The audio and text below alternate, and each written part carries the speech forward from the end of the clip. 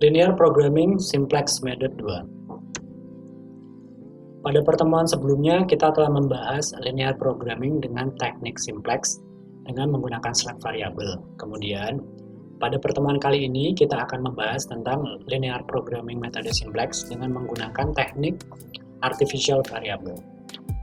Jika dalam pertidaksamaan kita temukan semuanya sama menggunakan pertidaksamaan kurang dari sama dengan, maka kita bisa menggunakan teknik simplex lah. Namun jika ada salah satu pertidaksamaan dalam kendala atau pembatasnya yang memiliki tanda ketidaksamaan lebih dari sama dengan atau sama dengan, maka teknik select tidak bisa digunakan. Teknik yang akan kita gunakan untuk memfasilitasi kendala tersebut adalah teknik artificial variable. Metode yang umum digunakan adalah teknik M. Kemudian langkah-langkah penghitungan teknik M. Sama seperti pada teknik select variable, pertama yang harus kita lakukan adalah konversikan persoalan ke dalam bentuk persamaan. Jadi kita berubah persoalannya menjadi bentuk persamaan matematis. Kemudian yang kedua, tambahkan variabel non-negatif pada ruas kiri dari setiap pembatas yang memiliki tanda pertidaksamaan lebih dari sama dengan dan persamaan sama dengan. Variabel ini disebut artificial variable atau R. Agar semua artificial variable memiliki nilai 0 pada solusi akhir, maka fungsi tujuan dikalikan dengan suatu bilangan, yaitu bilangan M. Kemudian, gunakan artificial variable sebagai solusi basis awal. Jika koefisien basis variabel M tidak sama dengan 0 pada tabel awal, maka dilakukan eliminasi sehingga diperoleh nilai 0. Untuk mendapatkan nilai atau solusi optimal, maka langkah-langkah yang dilakukan sama dengan proses optimasi pada metode simplex dengan menggunakan select variable. Oke, untuk lebih jelasnya kita coba kerjakan soal berikut. Jadi misalkan diketahui fungsi tujuannya Z minimum sama dengan 6x1 ditambah 3x2. Kemudian fungsi pembatasnya adalah fungsi pembatas pertama 2x1 ditambah 4x2 lebih dari sama dengan 16. Fungsi pembatas keduanya 4x1 ditambah 3x2 lebih dari sama dengan 24. x1 dan x2-nya lebih dari sama dengan 0. Pertama yang harus kita lakukan adalah merubah persoalan menjadi persamaan matematis. Persamaan matematisnya adalah 2x1 ditambah 4x2 lebih dari sama dengan 16. Kemudian 4x1 ditambah 3x2 lebih dari sama dengan 24. Nah, dari pertidaksamaan ini kita rubah menjadi bentuk persamaan dengan menambahkan variabel select-nya berarti kan. Nah, karena tandanya pertidaksamaannya adalah lebih dari sama dengan, maka variabel select yang ditambahkan adalah minus S1 dan minus S2. Jadi persamaan ini akan berubah menjadi 2x1 ditambah 4x2 minus S1 sama dengan 16. Kemudian 4x1 ditambah 3x2 minus S2 sama dengan 24. X1, X2, S1, dan S2 harus lebih sama dengan 0. Kemudian misalnya ada fungsi kendala pertama. Bila nilai X1 dan X2 yang non-dasar dimasukkan akan menghasilkan nilai S1 sebagai berikut. Jadi misalkan X1 dan X2 kita misalkan sama dengan 0, maka nilai S1-nya adalah sebagai berikut.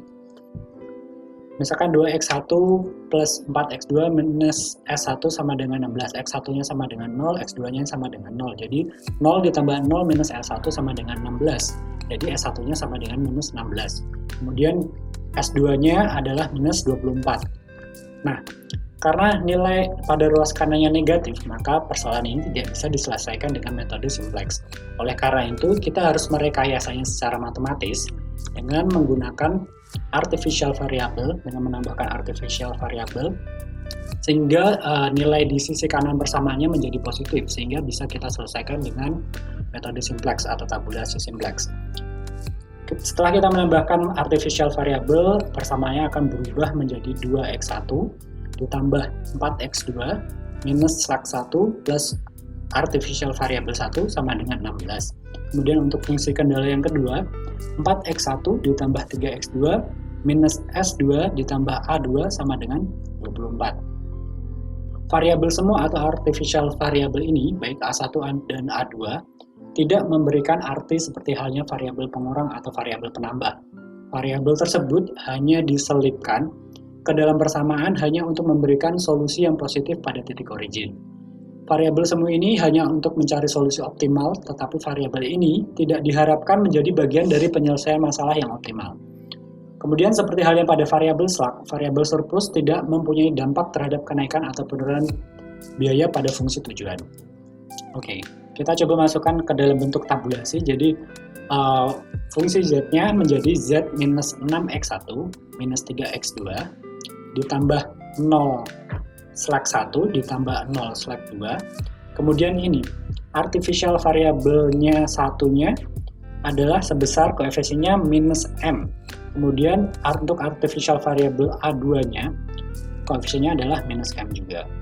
Itu. Kemudian kita tabulasikan seperti ini. Untuk fungsi tujuannya z-nya sama dengan 1, x1-nya minus 6, x2-nya minus 3, s1-nya 0, s2-nya 0, a1-nya minus m, a2-nya minus m. Solusinya 0. Kemudian untuk a1-nya z-nya 0, x1-nya sama dengan 2, x2-nya 4, s1-nya minus 1, s2-nya 0, a1-nya 1, dan a2-nya 0. Untuk kendala kedua, z-nya 0, x1-nya 4, x2-nya 3, s1 0, s2-nya minus 1, a1-nya 0, dan a2-nya 0. Perlu diperhatikan pada tabel s1 dan s2 ini, bahwa nilainya adalah minus 1, dan di sini juga minus 1.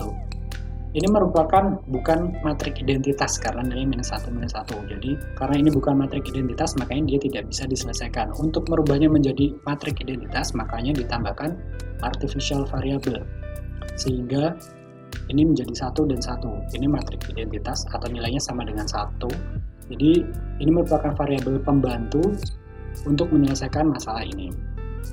Langkah selanjutnya adalah kita menentukan Z baru. Caranya adalah dengan kita mengenolkan nilai pada artificial variable 1 dan artificial variable 2, yaitu dengan mengalihkan nilai A1-nya, artificial variable 1, dengan nilai perpotongan di sini dikali dengan minus M dikali M.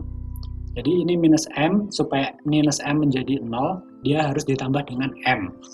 Nah, makanya dia nantinya adalah minus M ini ditambah dengan nilai minus M ini dikali minus 1. Jadi minus M dikali minus 1 sama dengan M. Inilah kenapa A1-nya dikali M.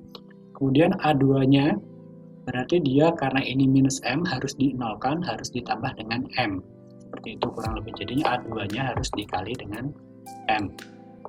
Nah, setelah kita hitung, Z barunya adalah 1, X1-nya 6M minus 6, kemudian X2-nya 7M minus 3, slack variabel 1-nya minus M, slack variabel 2-nya minus M, artificial variabel 1-nya menjadi 0, kemudian artificial variabel 2-nya menjadi 0, kemudian solusinya menjadi 40M. Kemudian kita masukkan ke dalam tabel awalnya, jadi ini tabel awal yang kita hitung tadi, Z barunya. Kemudian nilai A1 dan A2-nya sama seperti pada tabel standarnya. Jadi dia sama dengan nilai ini dan nilai ini. Begitu ya. Oke, kemudian dari tabel ini kita tentukan entering variable dan leaving variable-nya. Caranya adalah sama dengan metode variable slack kemarin. Untuk entering variable-nya, karena ini penghitungan minimasi, jadi kita pilih koefisien pada Z. Jadi yang dihitung adalah koefisien yang mengandung artificial variable atau ada koefisien M-nya. Kita cari yang positif terbesar, jadi antara 6M dan 7M, yang terbesar adalah 7M. Jadi entering variabelnya adalah X2. Kemudian dari X2 ini kita tentukan rasionya dengan cara membagi antara nilai solusi dibagi dengan nilai pada entering variabelnya. Untuk kendala pertama, rasionya adalah 16 dibagi entering variabelnya 4, hasilnya 4. Kemudian pada kendala yang kedua, rasionya sebesar 24 dibagi dengan 38. Dari nilai pada rasio ini, kita pilih nilai terkecil untuk menentukan leaving variabelnya. Dari antara 8 dan 4, yang paling kecil adalah 4. Makanya A1-nya dipilih menjadi leaving variabelnya. Perpotongan antara entering variable dan leaving variable ini, di sini, ini namanya pivot point. nilainya adalah 4. Nah, setelah kita ketahui pivot point-nya, langkah selanjutnya adalah kita iterasikan ke dalam bentuk tabel berikutnya untuk mencari nilai optimalnya. Jadi kita cari nilai Z barunya, kita pindahkan entering variabel ini ke dalam kolomnya A1, jadi kita nanti cari nilai X2 barunya, kemudian kita cari A2 barunya. Nah, menghitungnya kurang lebih seperti ini. Untuk X barunya, ini kita cari dengan kita membagi nilai pada A1-nya dibagi dengan pivot point-nya. Jadi 0 dibagi dengan 4, 2 dibagi dengan 4, 4 dibagi 4, minus 1 dibagi 4, 0 dibagi 4, 1 dibagi 4, 0 dibagi 4, dan 16 dibagi 4. Hasilnya adalah untuk Z-nya sama dengan 0, X1-nya 0,5, X2-nya sama dengan 1, S1-nya minus 0,25, S2-nya sama dengan 0, A1-nya 0,25, dan A2-nya 0, solusinya 4. Kemudian kita cari Z barunya. Caranya adalah dengan menjumlahkan antara Z lama dijumlahkan dengan nilai X2 barunya dikali dengan minus 7M ditambah 3. Kenapa minus 7M ditambah dengan 3? Jadi gini, banyak yang bertanya seperti ini dari pertemuan kemarin. Jadi tujuannya adalah kita sudah temukan pivot point. Nah, untuk mencari nilai Z baru dan A2 baru, kita harus mengenalkan nilai pada entering variabel ini. Jadi misalkan nilai pada pertemuan antara Z dan X2-nya ini adalah 7M minus 3, kita harus mengenalkan 7M minus 3. Jadi supaya 7M minus 3 menjadi 0, jadi kita harus mengurangi dengan minus 7M ditambah 3. Jadi kan nantinya 7M minus 3 dikurangi 7M ditambah 3, hasilnya sama dengan 0. Kemudian untuk A2-nya juga seperti itu. Supaya 3 menjadi 0, harus dikurangi 3. Jadi 3 minus 3 sama dengan 0. Seperti itu. Makanya, X2 di sini dikalikan minus 7 plus 3, kemudian X2 di sini dikalikan minus 3. Hasilnya adalah seperti berikut.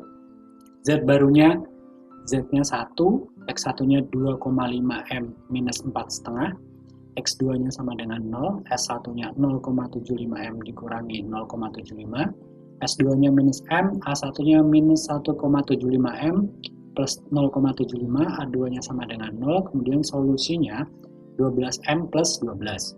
Kemudian untuk A2 barunya, Z-nya 0, X1-nya 2,5, X2-nya 0, S1-nya 0,75, S2-nya minus 1, A1-nya minus 0,75, A2-nya 1, solusinya 12. Kemudian setelah kita temukan nilai-nilainya, kita iterasikan atau kita buat tabel iterasi pertamanya. Seperti pada tabel berikut, kemudian kita cari lagi entering variabelnya dan leaving variabelnya. Jadi karena di sini masih ada nilai yang mengandung koefisien M, makanya kita cari nilai yang mengandung koefisien M terbesar di sini. Entering variabelnya adalah X1. Kemudian dari X1 ini kita hitung rasionya lagi dengan membagi nilai solusi dibagi dengan entering variabel. Jadi 4 dibagi 0,5 sama dengan 8. Kemudian 12 dibagi 2,5 sama dengan 4,8. Kita pilih nilai terkecilnya. Itu akan menunjukkan leaving variabelnya. 4,8 ini paling kecil, jadi leaving variabelnya adalah A2. Kemudian titik perpotongan antara entering variabel dan leaving variabelnya ini adalah pivot point-nya pada angka 2,5. Kemudian kita cari nilai Z dan X2 baru dan A2 barunya. Untuk Z baru dan X2 baru, kita nolkan nilai selain pivot point-nya pada entering variabel. Jika ini 2,5, maka nantinya kita harus membuat supaya ini menjadi 0 dan ini menjadi 0. Gitu. Jadi kita cari untuk X1 barunya nilainya adalah sebesar A2-nya dibagi dengan pivot point-nya. Jadi 0 dibagi 2,5, 2,5 dibagi 2,5, untuk X2-nya 0 dibagi 2,5, S1-nya 0,75 dibagi 2,5, S2-nya minus 1 dibagi 0,25, A1-nya minus 0,75 dibagi 2,5, kemudian A2-nya 1 dibagi 2,5, dan solusinya 12 dibagi 2,5. Nah, hasilnya seperti berikut. X1 barunya Z sama dengan 0, X1-nya 1, X2-nya 0, S1 0,3, S2-nya minus 0,4, A1-nya minus 0,3, A2 0,4, kemudian solusinya adalah 4,8. Jadi X1 barunya menjadi Z sama dengan 0, X1-nya 1, X2-nya 0, S1-nya 0,3, S2-nya minus 0,4, A1-nya minus 0,3, A2-nya 0,4, dan solusinya 4,8. Kemudian kita hitung juga Z barunya. Caranya dengan menambahkan antara Z lama ditambah dengan X1 dikali dengan minus 2,5M ditambah 4,5. Minus 2,5M tambah 4,5 didapat dari nilai ini. Jadi untuk mengenalkan nilai X1 yang berpotongan dengan Z, jadi ini 2,5M minus 4,5, jadi untuk menjadikannya 0, kita kurangi dengan minus 2,5 ditambah 4,5. Seperti itu. Hasilnya Z barunya adalah Z-nya sama dengan 1, X1-nya sama dengan 0, X2-nya menjadi 0, S1-nya 0,6, S2-nya minus 1,8, A1-nya minus M minus 0,6, A2-nya minus M plus 1,8, dan solusinya 33,6. Kemudian nilai X2 barunya dengan menjumlahkan X2 lama ditambah dengan nilai X1 dikali dengan minus 0,5. Nilai minus 0,5 didapat dari, jadi untuk mengenolkan nilai pada antara variabel yang berpotongan dengan X2 ini, jadi 0,5 supaya menjadi 0, jadi harus dikurangi dengan 0,5. Seperti itu. Jadi hasilnya adalah X2 barunya, Z-nya sama dengan 0, X1-nya 0, X2-nya 1, S1-nya minus 0,4, S2-nya 0,2, A1-nya 0,4, A2-nya minus 0,2, dan solusinya sebesar 1,6. Kemudian kita iterasikan tabel tersebut menjadi tabel iterasi 2. Jadi nilai Z-nya 1, X1-nya 0, X2-nya 0, S1-nya 0,6, S2-nya minus 1,8, A1-nya minus M minus 0,6, A2-nya minus M plus 1,8, dan solusinya 33,6. X2-nya, Z-nya sama dengan 0, X1-nya 0, X2-nya 1, S1-nya minus 0,4, S2-nya 0,2, A1-nya 0,4, A2-nya minus 0,2, dan solusinya 1,6. X1-nya menjadi Z-nya sama dengan 0, X1-nya 1, X2-nya 0, S1-nya 0,3, S2-nya minus 0,4, A1-nya minus 0,3, A2-nya 0,4, dan solusinya 4,8. Kemudian kita lihat pada basis Z-nya ini, pada fungsi tujuannya sudah tidak ada nilai positif terbesarnya, jadi X1 dan X2-nya sudah sama dengan 0. Jadi dapat kita katakan bahwa nilai di sini sudah optimum. Jadi dia optimum pada nilai X2-nya sama dengan 1,6 dan X1-nya sama dengan 4,8 dengan nilai Z sebesar 3,6. Sekian mata kuliah kali ini, terima kasih.